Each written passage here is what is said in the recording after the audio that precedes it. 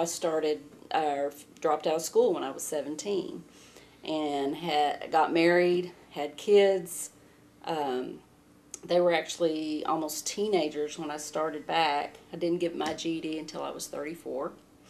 And so usually when I say that, it's a gasp again. And because, we have kids that come from high school, and then we have non-traditional students. Some of them are 29, 30, thinking it's too late. And so when they hear my story that I got my GED when I was 34 and just didn't stop, I kept going, associate's degree, bachelor's degree, master's degree, and now I'm teaching math. So they're saying, okay, it's possible for me. And, a lot of, especially in the developmental math classes, I share with them that I had at one time math anxiety. And, I came out of that, I worked on that. And it shows them that it's possible, that they're not doomed. They're not doomed to say that, I'll never learn this. So it's kind of an inspiration to them, I think, when I share my story with them.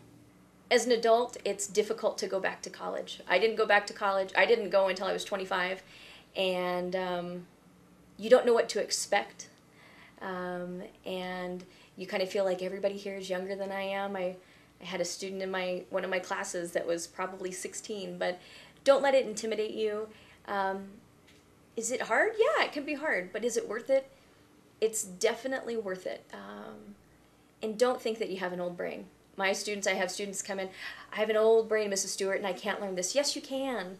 Your brain is wired to learn. It wants to learn. You're learning new things all the time. If you take a cooking class, you're learning how to cook. Your old brain is learning how to cook. So don't use those excuses about I have an old brain.